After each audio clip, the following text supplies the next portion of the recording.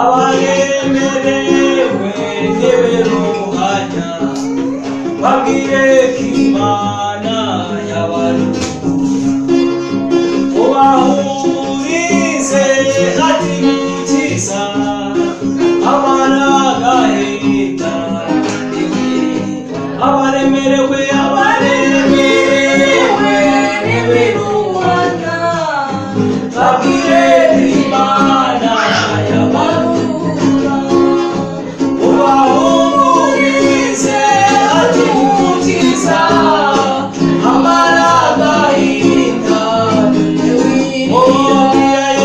bwira Yesu rwose inshuti yawe ibikubabaza ibigutera arakunda afasha abashavuye izere ijambo rye